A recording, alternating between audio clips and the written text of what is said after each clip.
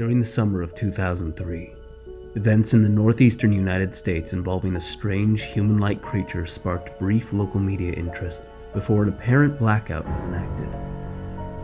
Little or no information was left intact, as most online and written accounts of the creature were mysteriously destroyed.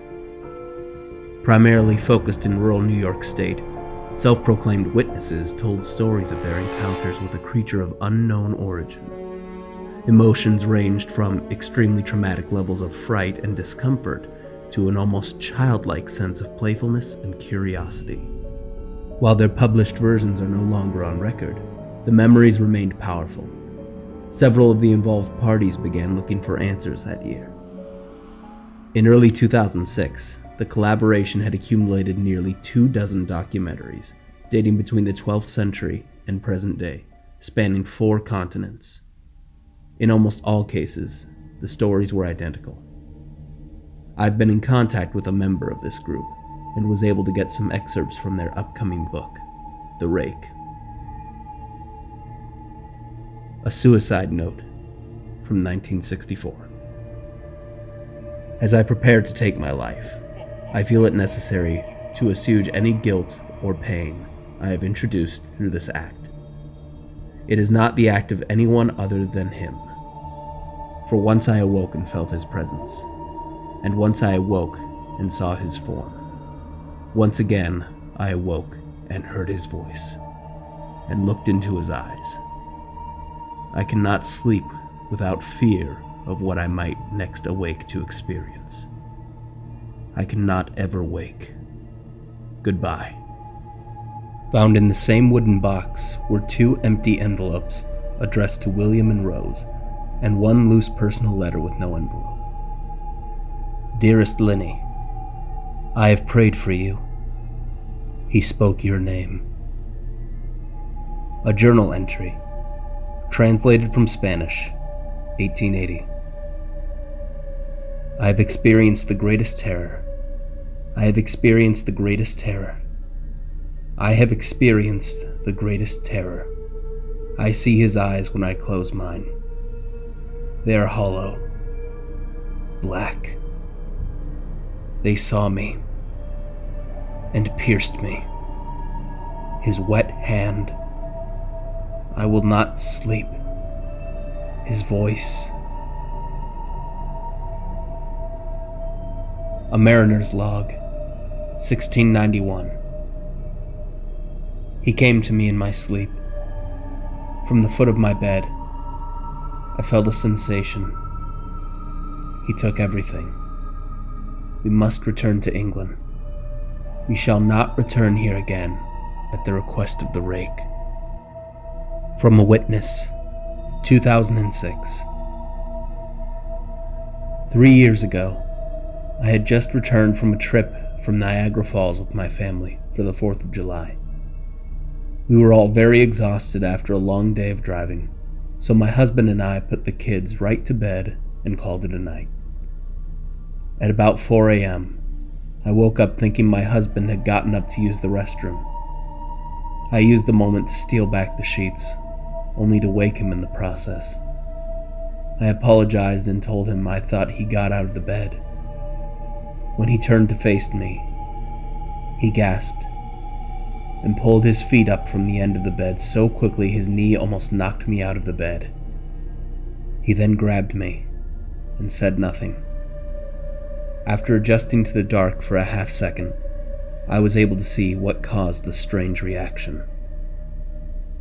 At the foot of the bed, sitting and facing away from us, there was what appeared to be a naked man, or a large, hairless dog of some sort.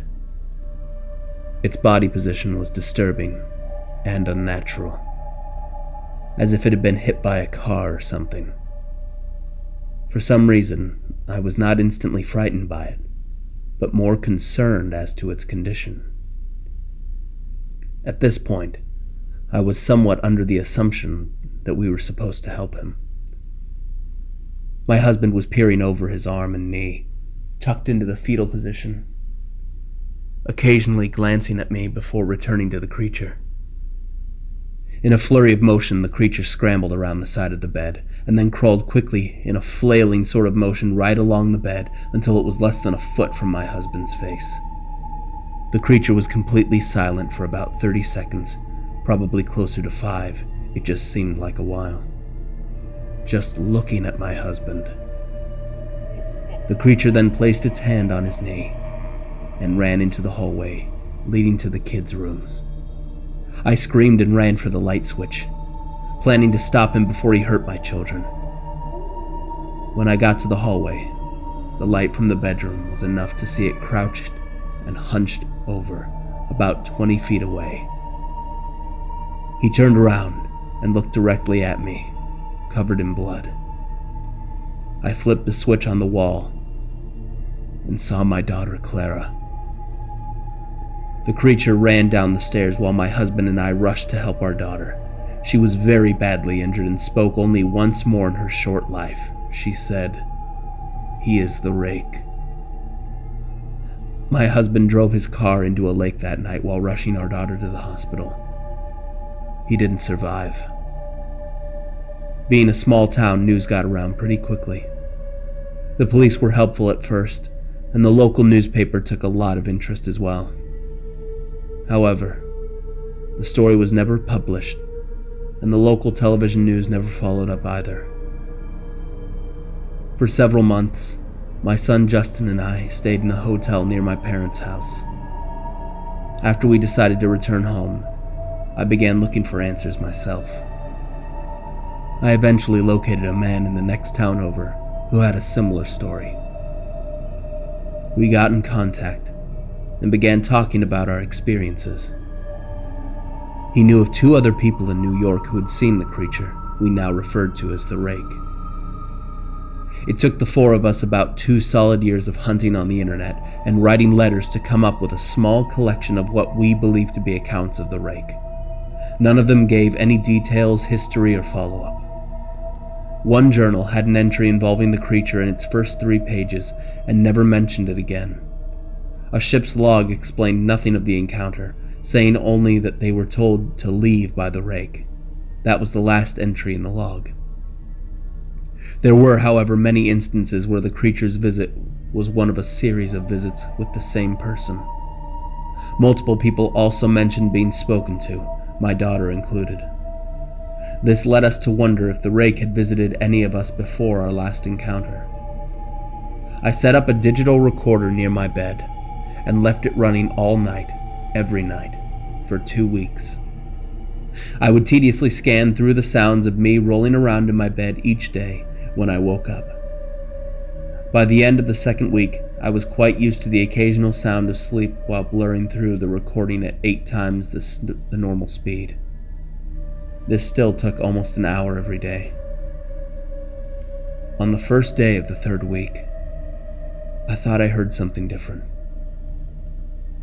What I found was a shrill voice. It was the Rake. I can't listen to it long enough to even begin to transcribe it. I haven't let anyone listen to it yet.